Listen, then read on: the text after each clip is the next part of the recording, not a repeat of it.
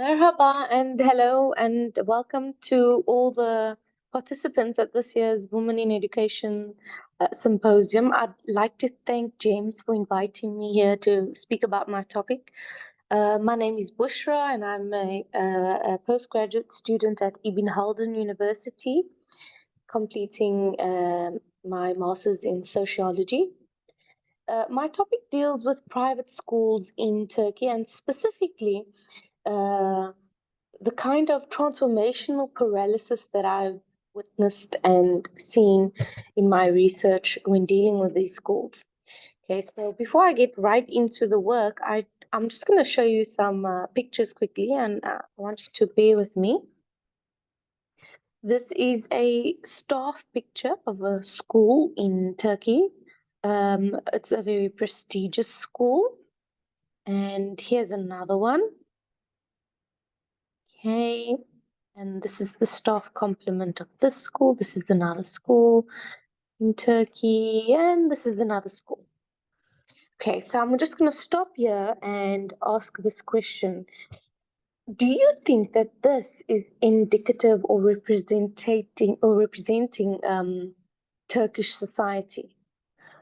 If you asked me this question, I would say no, because Turkish society doesn't look like this. In fact, Turkish society looks a lot more like this. Okay, these are public schools. This is the staff complement of 4 different random public schools. And in public schools, you'll find teachers with scarves. And in a lot of private schools, you'll find teachers without scarves. Why? What's going on?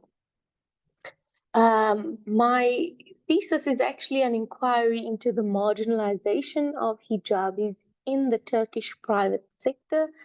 And I'm looking at why this discrimination has been allowed to persist despite Turkey being a Muslim majority society. Yes, it is secular, but why have we been okay with this discrimination for the past, I don't know how long? In 2011, the ban on scarves was lifted. So 10, 12, 13 years, why has nothing changed? So I go deep into the attitudes of the private sector, specifically education, and I came across some interesting things. But first, why has it persisted for so long? Okay, to understand this, I'm just going to give you 3 main streams and explain that in detail. So historically, when the Ottoman Empire wants to modernize, okay, towards the end of the 19th century, beginning of the 20th century, what they start to do is they start to emulate European models, okay, and the rising new elite that rises up, when the Sultanate gets abolished, they send their children to private schools. Okay, these private schools were previously missionary schools, so missionary schools have the agenda of pushing Christianity towards the population, and also they consisted of foreign schools. What there used to be in Turkey or in the Ottoman Empire was the madrasa system, where you would learn normal school subjects as well as Islamic studies as well.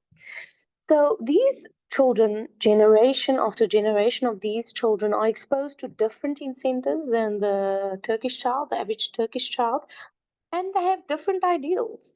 So what the school promises is this the attainment of a European life, the attainment of having European values and languages, and being able to travel Europe and to study in Europe when you complete school. And this is very appealing to the Turkish elite, and so begins a long process of generation of students actually going through this system. Okay. Then we get to the cultural power and paralysis situation, where we have Bourdieu explaining that the elite actually determines the cultural power within a society. And how this happens is because the elites, um, because they determine the educational structure, the institutions of a society, they also, therefore, by default, control cultural power, which is the dominant ideology in society. And this becomes a cycle that can only be broken by a new elite. Now, I want to stop here and go back to the historical overview, because these elites have the elite that was formed after the Ottoman Empire then goes on to rule Turkey until 2007, when a new power comes in to play. And the new power is not looking towards Europe as an ideal. So this is a long time, and this is part of the reason why it's been so ingrained within the old elite. Okay. Anyway, now I'm going to come back to the third perspective, which is the feminist perspective. This can also be looked at as a human rights issue, because the chosen ideology, which is laicite, which is the most extreme version of secularism, fundamentally, it undermines the principles of freedom. And it also violates women's rights. It violates the woman's right to choose what she wants to wear. Okay? And this argument is brought forth by Sabah Mahmoud, and we can see it as well. In today's France, we saw recently the abaya being banned in schools. And there was huge unrest because of that. And also we saw unrest in Turkey when the headscarf was banned. Let me just go back quickly to the historical overview again. During the time that the new Republican elites ruled Turkey, twice they banned the headscarf and all religious symbols from the public sphere. And this was devastating because this is a Muslim society, and Muslims were not allowed to listen to the adhan, to wear the scarf in public, in hospital. You couldn't go to school with a scarf. I mean, there was just a huge uproar about this twice. It happened twice in our history, okay? So, like Sabah Mahmoud says, what this does is it actually creates huge divisions in society. Okay, this extreme secularism. Then what I did was I focused on why this is going on for so long, and I also tried to understand what was the thinking of these schools. Was it just a kind of, hating of religion, or was it something else? And these are some of the extracts of my interviews that I did I did interviews with teachers, with parents of students, and with managers and recruiters as well. The one in the middle stands out to me so much because this girl went to the interview. She was highly qualified, by the way. She had a good job in Qatar for 20 years, and she applied with her CV, and immediately the next day she got a call back. And then when she went to the place, they took one look at her and they said, sorry, we do not do hijab. Just like that. And when I heard this, I could just feel myself, relating so much, because this happened to me as well. And this is the reason why I did this study, because I realized that it was a problem with a lot of Muslim females who wore the scarf. And it just struck me as so odd that this was allowed in my country, that's a Christian country, South Africa, and it wasn't allowed in a Muslim country. It was quite eye-opening for me as well. So the literature of this phenomenon is actually it's quite old and outdated, because most of the research is focused in the years when the ban was in place, but not many. I found one study that focused on the post-ban effect, and this was done in 2022, 2021, 22. It was done on the private sector and the banking private sector. And what these researchers found, they found that women who wore the scarf would not only get turned down for interviews, which is what I'm discovering as well, but they were also they were not given promotions. They were delegated to the back of the bank, some of them, and just plain open discrimination when they would find out that the woman wore a scarf. And then a seminal study done in 2011 by Dilek Chindo, she done a study on the effects of the ban, mainly. And what she found was that even though this was a public banning of the scarf, it led into the private. So veiled women in Turkey were discriminated against in the private sector as well. And now we just sit with the private discrimination, but also that they are discriminated by their gender and by their religion, which is a double whammy, actually.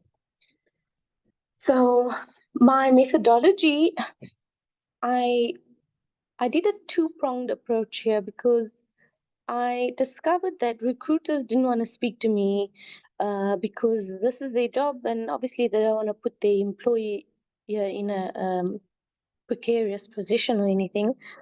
So I did get some interviews with them, but what I mainly discovered through them was that the recruiters were just used to try and sift out teachers who were religious or not.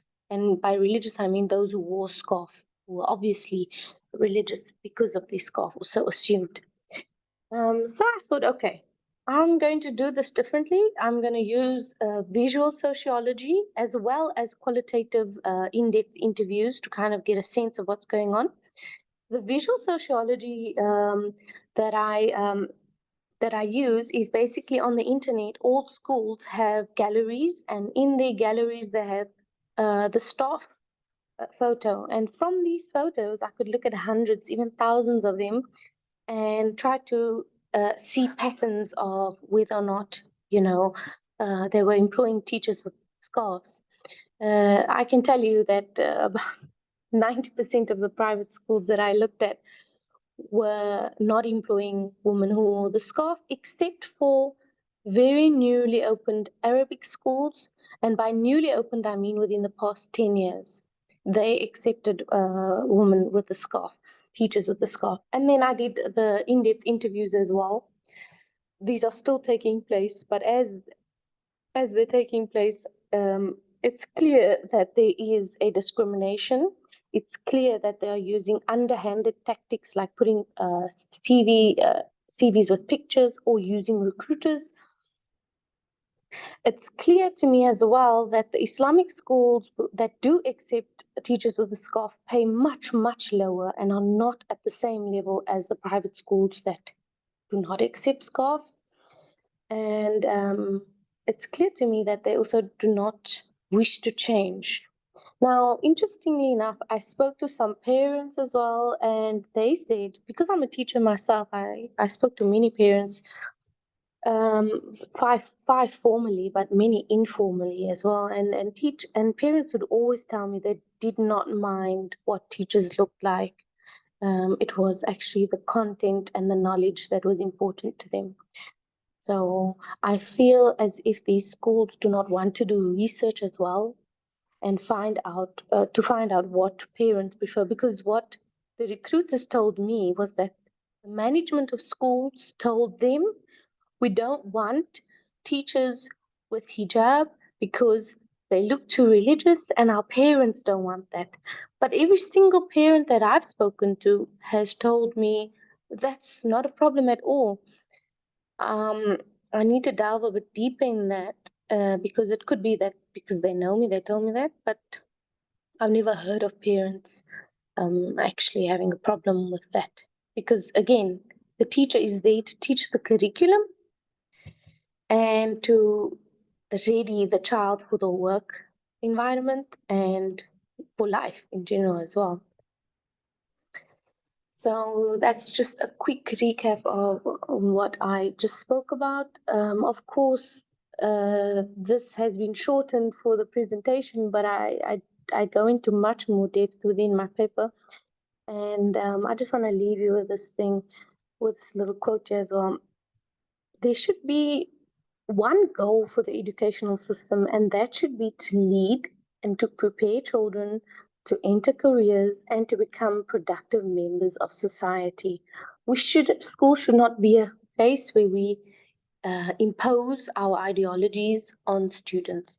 Please feel free to contact me or um, at my university. Thank you so much.